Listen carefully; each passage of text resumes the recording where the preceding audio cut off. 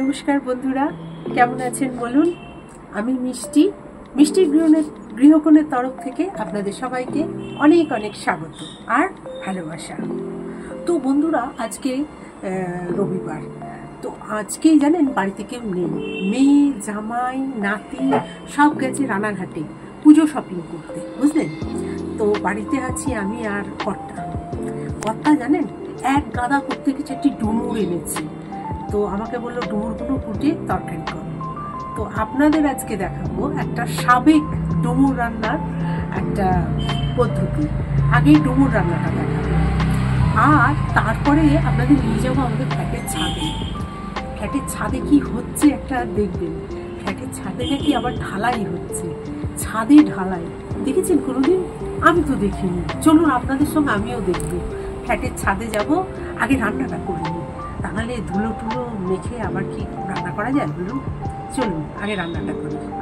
এই যে দেখুন, এক গাদা ডুমুর কিনে এনেছে। এই ডুমুরগুলো এবার কাটবো। দেখুন, ডুমুর কাটা কিন্তু একটুখানি ডিফিকাল্ট আছে, কিন্তু এই ডুমুরগুলো এত কচি না, মাঝখান থেকে একটা করে মেরেছি, ব্যাস হয়ে গেছে, ভেতরে কোনো ফুল হয়নি। আচ্ছা, ডুমুরগুলোকে আমি এবার একটু প্রেসারে দিয়ে ভালো করে সেদ্ধ করে নিয়েছি। সেদ্ধ করে সামান্য একটু চটকে নিতে হবে, যাতে করে কিছুটা ভেঙে ভেঙে ক্রাশ মতো হয়ে যায়। এবারে আমি হাফ বাটি মটর ডাল ভালো করে ভিজিয়ে রেখেছিলাম, রেখে একটুখানি বেটে নিয়ে সামান্য নুন আর একটু খাবার সোডা দিয়ে ভালো করে ফেটিয়ে নিয়েছি। নিয়ে এবার দেখুন, কড়াতে সর্ষের তেল দিয়ে ছোট ছোট মটর ডালের পকোড়া টাইপের বড়াই ধরুন করে তুলে নেবো। এগুলো বড়া দিয়ে আপনি যদি এই ডুমুর করেন ভীষণ সুন্দর খেতে হয়। আচ্ছা, এবার কড়াতে সর্ষের তেলেতে জিরে আর তেজপাতা ফোড়ন দিয়ে একটু হিং ফোড়ন দেবো। গন্ধটা বেরোলে এবার আমি মিক্সিতে একটা মশলা তৈরি করে রেখেছি। টমেটো, হলুদ আর ধনে জিরের গুঁড়ো, লঙ্কা এই দিয়ে একটা পেস্ট তৈরি করে কড়াইয়ে দিয়ে দিলাম। সাথে দিলাম আদা বাটা দিয়ে নুন আর 2 চামচ চিনি দিয়েছি।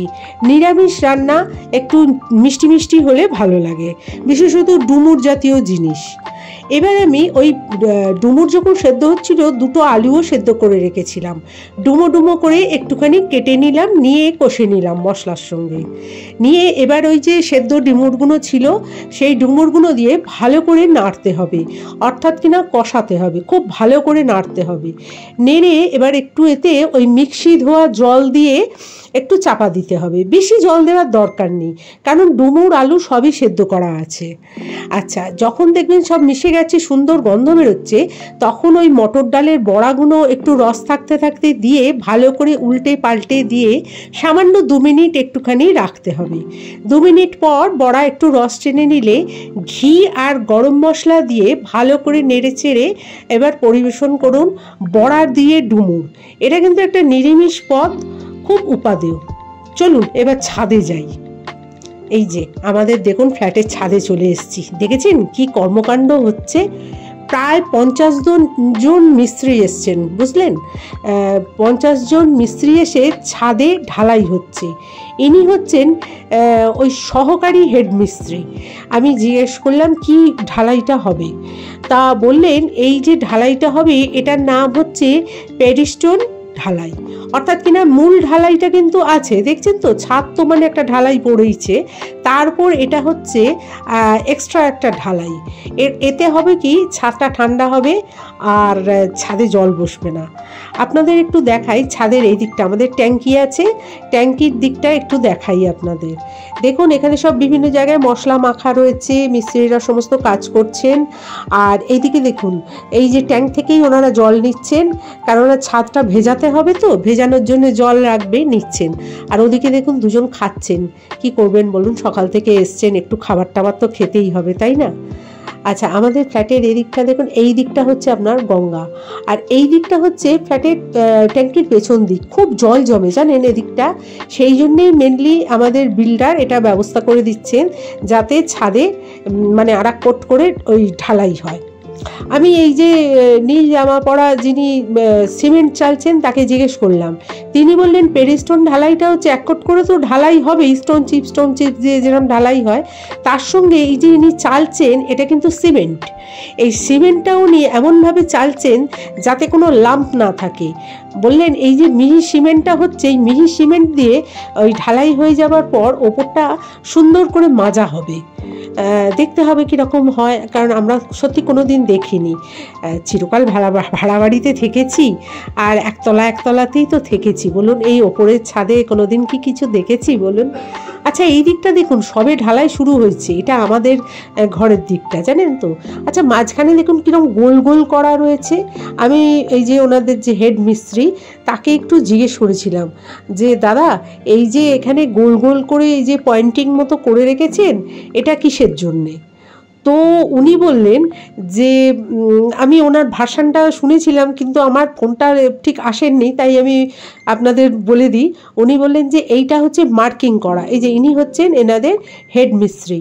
তো উনি বললেন যে এই যে গোল গোল করে ওনারা মার্কিং করে রেখেছেন এই অনুযায়ী সমান্তরালভাবে ঢালাইটা হবে, এটা হচ্ছে মার্কিং। আর এইভাবে ঢালাই করলে জলটা সমান করে পাস হয়ে যাবে, কোনো রকম জমবে না। এইখানে দেখুন পুলি করা হয়েছে একটা, এই যে দেখেছেন তলা থেকে ওই যে ঢালাই মিক্সার মেশিনে সব যেগুলো মশলাগুলো তৈরি হচ্ছে ওপরে পুলি করে তুলে নিয়ে এই হড়হড় করে পড়ে যাচ্ছে। এটা বেশ মজার, নেয় আমি কোনো দিন দেখিনি জানেন এইরকম করে তুলে আর ফেলে দেয়া। তো আপনারা দেখেছেন এইরকম? আচ্ছা চলুন, অনেকটা দেখা হলো, মিস্ত্রিরা কাজ করুক, আমরা এবার তলায় যাই। উপরের ছাদে যেসব আবাসিকরা কাজ করেন এখন ঢালাইয়ের জন্য সব এইখানে রাখা হয়েছে, সিঁড়ির ল্যান্ডিংয়ে জবা ফুল ফুটেছে দেখেছেন। চলুন নেমে যাই, আবার আসবো 4 ঘন্টা পর। আচ্ছা 4 ঘন্টা পর এসছি, প্রায় সন্ধে হব ঢালাই হয়ে গেছে, কিন্তু এখনও দেখুন এই বিভিন্ন দিকে মাজা এখনও হয়নি। ওই যে বললাম না সিমেন্ট দিয়ে মাজবে, সিমেন্ট দিয়ে মাজাটা কিন্তু এখনও কমপ্লিট হয়নি। তো ঢালাই মোটামুটি হয়ে গেছে। তো আমাদের বললেন আপনারা কিন্তু এদিকে আসবেন না, মানে এখনও তো কাঁচা আছে জিনিসটা। তো আমি বললাম না না ওখানে যাব না। ওই শুকনো সিমেন্ট দেখুন সব ফেলছে আর একজন দেখুন মাজছেন, ওই যে নীল জামা পরা যিনি আমায় বলেছিলেন উনি দেখুন সুন্দর করে প্লেন করছেন জিনিসটা, দেখতে পাচ্ছেন। তা আপনাদের বলি যে এই কাজটা কিন্তু অত সহজ নয় জানেন তো, খুবই শ্রমসাধ্য কাজ, মানে সারা দিন ধরে চলছে। কত কষ্ট করছেন বলুন তো। আর এই যে দেখুন এখানে এই যে যেগুলো সিমেন্ট বালি ফেলেছিল না পুলি করে করে তুলে, এখানে দেখালাম আপনাদের পুলি করে ধপাস ধপাস করে ফেলছে, ওইগুলো থেকে এই যে পাইপে সব সিমেন্ট বালি জমে গেছে বুঝতে পারছেন, সেইগুলোকে আস্তে আস্তে ছাড়াচ্ছেন ওনারা। তো আস্তে আস্তে ওনারা ছাড়াচ্ছেন আর এদিকটা মাজা হবে। সমুদায় কাজটা কিন্তু করতে আপনাদের জানাই রাত 12টা বেজে গেছিল। বড় বড় দুটো ফ্লাড লাইটের ব্যবস্থা হয়েছিল, সেই আলোতে ওনারা কাজ করেছিলেন। তো আপনাদের কেমন লাগলো ভিডিওটা? একটু অন্য ধরনের ভিডিও দিলাম, কেমন লাগলো আমাকে বলবেন। যদি ভালো লাগে তো একটা লাইক শেয়ার কমেন্ট করবেন আর চ্যানেলটাকে সাবস্ক্রাইব করে আমার পাশে থাকবেন। আপনারা ভালো থাকবেন, নমস্কার।